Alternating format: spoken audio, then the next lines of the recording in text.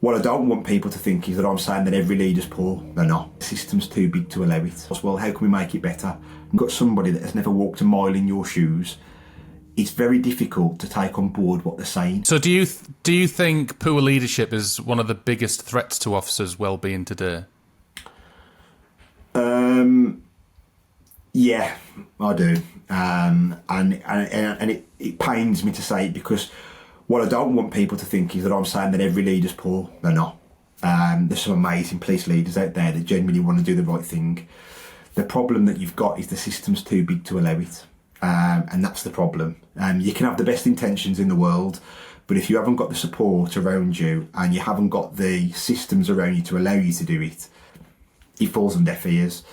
And I think, sadly, the way that policing is going now, I mean, the Met have just cut their wellbeing staff for BCUs. So they used to be there, and now they're not. And that highlights to me, and probably to the officers in the Met, your well-being and your welfare is not a concern to us. That's exactly what it says. Whether the wellbeing teams were good, whether the officers felt they were useful, that's not a reason to cut them. That's, if anything, if they're not where they need to be, that's a reason to invest further.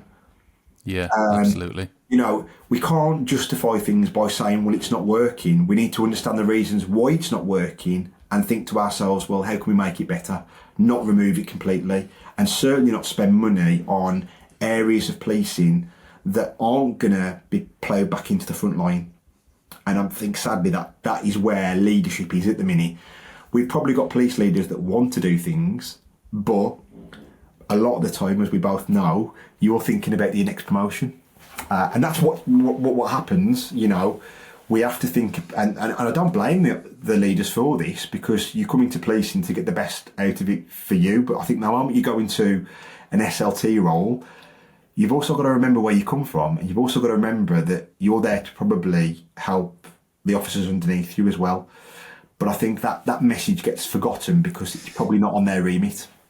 Yeah, and I speak to friends in policing a lot about this. It's almost as if you get to the rank of chief inspector, you're constantly looking up. Yeah. At your next promotion, effectively. Yeah. Whereas inspector and below tend to be looking down at the people that are the most important to the organisation.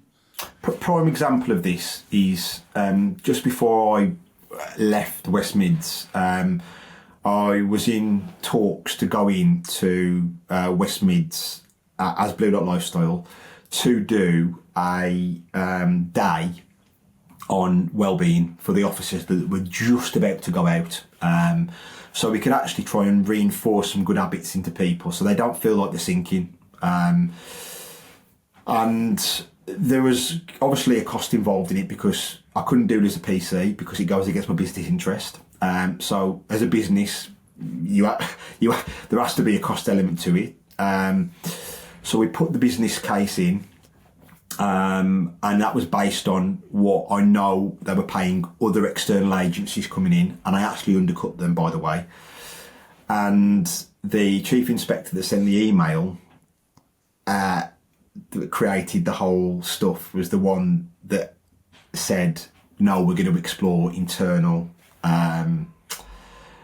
well-being options, when we know that there was none, or certainly nothing that was relatable enough to get the officers what they need. Do I blame that chief inspector? No. And the reason why I don't, internal options have always been there. Why have they not hit the mark so far? And I would argue the fact that it's just a lack of relatability. As police officers, I think you relate to people that have been there and done it. And if you've got somebody that has never walked a mile in your shoes, it's very difficult to take on board what they're saying. Not because you don't get behind what they're talking about, it's because you probably just don't see it as being something you can get behind. But I think what we tend to forget is that you've got to speculate to accumulate. Put a tiny bit of money in now and save yourself thousands potentially from somebody actually putting some really good habits in that saves them from sinking and walking away, and you wasting all your money you've spent on recruitment.